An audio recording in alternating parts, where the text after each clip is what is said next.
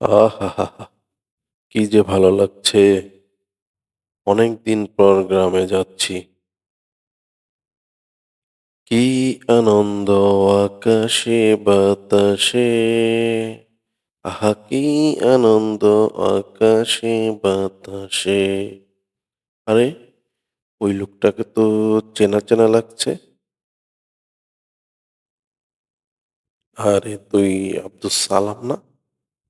কেমন আছিস বন্ধু? আলহামদুলিল্লাহ, আল্লাহর অশেষ রহমতে ভালো আছি। তা আপনারে তো ঠিক চিনলাম না।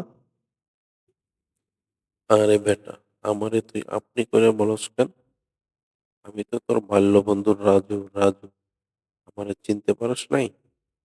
ওই যে গ্রামাটিয়া স্কুল থেকে একসাথে এসএসসি পাস করলাম। তারপর তো ঢাকায় চলে গেলাম। বন্ধু, অনেকদিন পর তোর সাথে দেখা।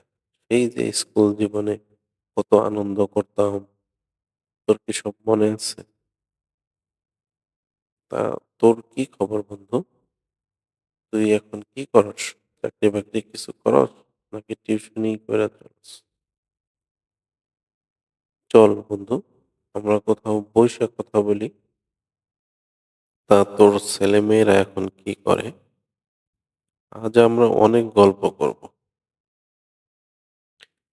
আমি বাড়ির পাশে একটা মুদি দোকান চালাই। আলহামদুলিল্লাহ, এই দিয়ে আমার সংসারের খরচ চলে যায়।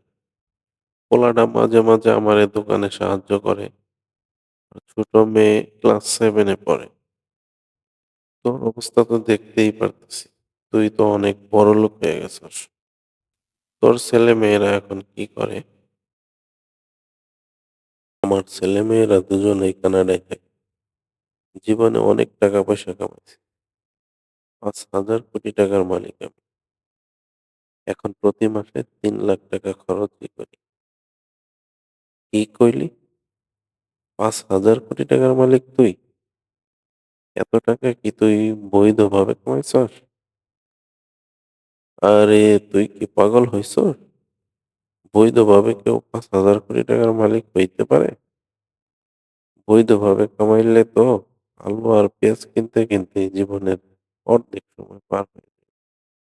৫,০০০ কোটি টাকার মালিক হওয়া যাইত না। তা বন্ধু, তুই কি ব্যবসা করস? সিন্ডিকেট ব্যবসা? দেশের যত জিনিসপত্রের দাম বাড়ে কমে তার মূল হোতা আমি। আমি চাইলেই দাম কমে, আমি চাইলেই দাম বাড়ে। এবার বুঝবার পারছস? হ্যাঁ, বুঝবার পারছি। তোরাই তো দেশের বড় অসাধু ব্যবসায়ী। আচ্ছা, আমারে একটু বুঝাতো, এত টাকা পয়সা দিয়া জীবনে তুই কি করবি? মানুষের উপর এইভাবে জুলুম অত্যাচার কইরা টাকা কামাইয়া জীবনে তুই সুখী হইতে পারবি? পরকালে তো হিসাব দেওয়া লাগবে। আমি তোর মতো হিসাব বুঝি না, কিন্তু আমারে একটা হিসাব বুঝাতো। তোর জীবনের বাকি সময় চলার জন্য কত টাকা লাগবে? এই ধর, আমার স্ট্যাটাস অনুযায়ী ৫০ কোটি টাকা। আর তোর ছেলে মেয়ের জীবনের বাকি সময়, আর তোর নাতিপুতির বাকি জীবনের সময় কাটাতে কত টাকা লাগবে? 2 জেনারেশন মিলে ধর আরো ২০০ কোটি টাকা। সব মিলিয়ে বুঝলাম না, তুই এইসব আমারে জিগাইতেছিস কেন? আচ্ছা, তোর দাদার নাম কি যেন ছিল? এইখানে আবার দাদা আসলো কোত্থেকে? তবে দাদারে আমি দেখি নাই। দাদার নাম কি যেন শামসুদ্দিন।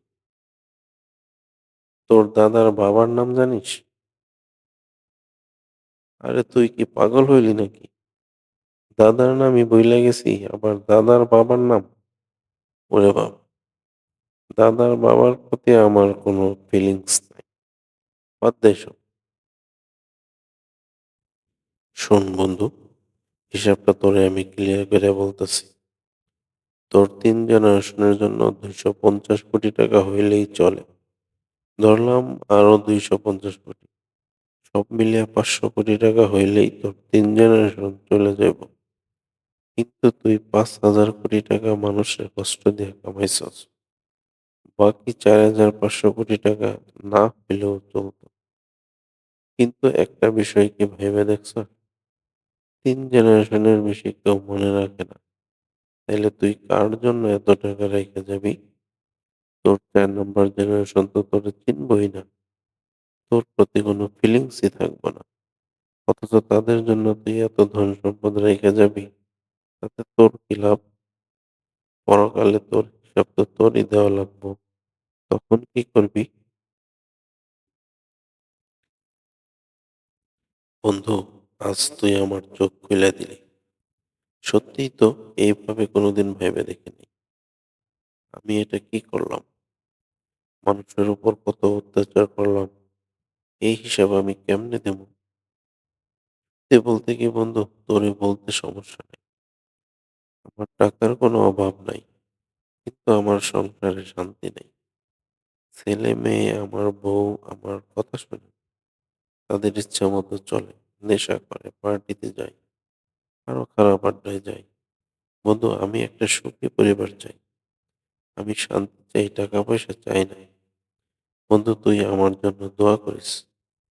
আমি বাকি জীবনটা মানুষের সেবায় নিয়োজিত করতে চাই। আর যারা এখনো এই কাজে আছে, তাদের বলতে চাই, আপনারাও এখান থেকে ফিরে আসুন। জীবনে খুব বেশি টাকার দরকার নাই। দরকার একটু শান্তি, মানুষের ভালোবাসা। টাকাই জীবনের সবকিছু না।